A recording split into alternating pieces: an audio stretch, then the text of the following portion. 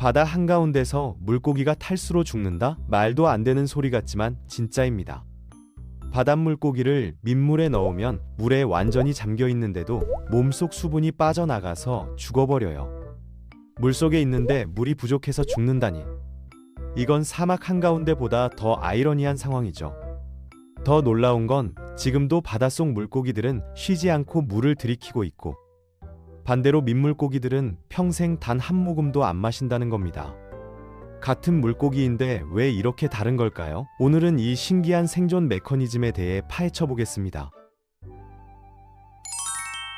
우선 갈증이 뭔지부터 짚고 넘어가야 해요. 우리가 목마르다고 느끼는 건 몸속 수분이 부족하니까 물을 찾으라는 경고 신호거든요. 땀 흘리고 숨 쉬고 화장실 가면서 계속 수분을 잃잖아요. 그래서 물을 마셔서 균형을 맞춰야 하는 겁니다. 이렇게 몸속 수분과 염분의 균형을 일정하게 유지하는 걸 항상성이라고 부르죠. 그럼 물고기는 어떨까요? 물속에 푹 잠겨 살고 있으니까 목마를 일이 없을 것 같죠? 근데 여기서 핵심은 물고기가 어디에 사느냐에 따라 완전히 달라진다는 겁니다. 바닷물과 민물은 염분 농도가 천지 차이거든요. 바닷물은 엄청 짜고 민물은 거의 짜지 않아요. 이 차이가 물고기한테는 생과 사를 가르는 문제가 됩니다. 일부 특이한 물고기들은 주변 바닷물과 똑같은 염분 농도를 몸에 유지합니다. 상어나 가오리 같은 연골 어류가 대표적인데, 이런 녀석들은 굳이 물을 마실 필요가 없어요. 삼투압 현상으로 알아서 수분과 염분이 조절되거든요. 주변 환경에 자기 몸을 맞추는 전략을 쓰는 거죠. 하지만 이런 물고기는 극소수입니다. 대부분의 물고기들은 환경과 상관없이 자기만의 고유한 체액 농도를 유지하려고 해요. 환경과 싸우면서 자기 몸을 지키는 전략인 거죠. 그런데 이 전략이 민물과 바닷물에서 정반대로 작동합니다. 여기서부터 재미있어지는데요. 민물고기부터 볼까요? 강이나 호수물은 염분이 거의 제로예요. 그런데 민물고기의 혈액에는 조상 대대로 물려받은 염분이 있거든요. 그러니까 민물고기 입장에서는 자기 몸이 주변 물보다 훨씬 짜다는 얘기입니다. 이렇게 되면 삼투압 때문에 물이 계속 몸속으로 스며들어 와요. 피부랑 아가미를 통해서 물이 막 들어오는 겁니다. 민물고기가 여기서 물을 마시면 어떻게 될까요? 이미 물이 계속 들어오는 상황인데 더 마시면 몸이 풍선처럼 터져버릴 겁니다. 그래서 민물고기는 절대로 물을 마시지 않아요. 대신 피부와 아가미로 자동으로 들어오는 물에서 필요한 염분만 쏙쏙 빼내고 나머지는 오줌으로 계속 배출하죠. 민물고기의 신장은 하루 종일 쉬지 않고 일하면서 묵은 오줌을 대량으로 만들어냅니다. 반대로 바닷물고기는 완전히 다른 문제와 싸워요. 바닷물은 엄청나게 짜잖아요. 바닷물고기의 체액보다 훨씬 더 짭니다. 그러면 삼투압이 반대로 작용해서 물고기 몸속의 수분이 바깥으로 빠져나가려고 하는 거예요. 물속에 있는데 탈수가 되는 겁니다. 이게 바로 제가 처음에 말한 놀라운 현상이죠. 그래서 바닷물고기는 살기 위해 계속해서 물을 마셔야 해요. 바닷물을 벌컥벌컥 들이키는 겁니다. 문제는 바닷물이 너무 짜다는 거예요. 물을 마시면 염분도 같이 들어오잖아요. 그럼 이제 몸속에 염분이 너무 많아지는 새로운 문제가 생기죠. 여기서 바닷물고기의 아가미가 엄청난 능력을 발휘합니다.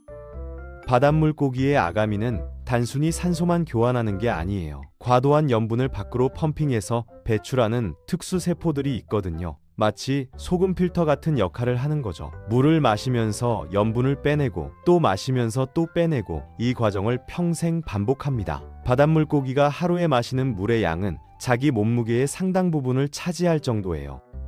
더 신기한 건 어떤 물고기들은 이 두 가지 전략을 번갈아 쓸 수 있다는 겁니다. 연어가 대표적이죠. 연어는 바다에서 성장하다가 알을 낳으러 강으로 거슬러 올라가잖아요. 이 과정에서 연어의 몸은 완전히 변신해요. 바다에 있을 때는 계속 물을 마시고 염분을 배출하다가 강에 들어가면 물 마시기를 멈추고 물을 배출하는 시스템으로 전환하는 겁니다. 며칠에서 몇 주 사이에 몸의 생리 시스템을 통째로 바꾸는 거예요. 이런 능력은 정말 특별한 겁니다. 연어 말고도 뱀장어나 은어 같은 회유성 어류들이 이런 능력을 갖고 있는데, 이들은 유전적으로 두 가지 모드를 다 가지고 있어요. 환경에 따라 스위치를 켜고 끄는 거죠. 하지만 대부분의 물고기들은 이런 능력이 없습니다. 그래서 민물고기를 바닷물에 넣거나 바닷물고기를 민물에 넣으면 적응하지 못하고 몇 시간 안에 죽어버려요.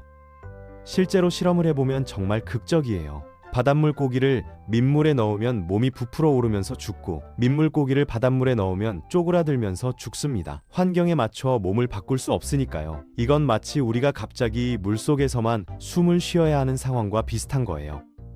그럼 물고기도 우리처럼 갈증을 느낄까요? 이건 정말 흥미로운 질문인데 아마 우리가 느끼는 것과는 완전히 다를 겁니다. 육지 동물들은 물이 필요하면 물을 찾아다녀야 하잖아요. 목이 말라서 물을 찾는 그 절박한 느낌 말이에요. 하지만 물고기는 이미 물속에 살고 있어요.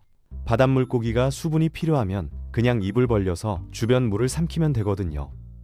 이건 마치 우리가 공기를 찾아다니지 않는 것과 비슷합니다. 공기가 항상 주변에 있으니까 그냥 숨만 쉬면 되잖아요. 물고기도 마찬가지예요. 물이 항상 주변에 있으니까 필요할 때 그냥 마시면 됩니다. 갈증이라는 절박한 감정이 필요 없는 거죠. 물론 바닷물고기의 뇌에는 수분 균형을 감지하는 센서가 있을 겁니다. 하지만 그게 우리가 느끼는 목마름과 같은 의식적인 감각인지는 알 수 없어요.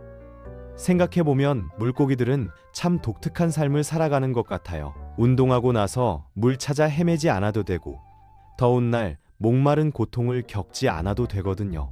필요한 물이 항상 바로 옆에 있으니까요. 하지만 대신 평생 동안 삼투압이라는 보이지 않는 적과 싸워야 하죠. 민물고기는 끊임없이 물을 배출하고 바닷물고기는 끊임없이 물을 마시고 염분을 빼내야 합니다. 결국 물고기가 물을 마시냐는 질문의 답은 이렇습니다. 바닷물고기는 마시고 민물고기는 안 마셔요. 하지만 갈증을 느끼냐고 물으면 우리가 아는 그런 갈증은 아닐 겁니다. 물속에서 사는 그들에게 물은 공기처럼 당연한 존재니까요. 다만 그 물이 짠지 안 짠지에 따라 완전히 다른 전략으로 살아가는 거죠.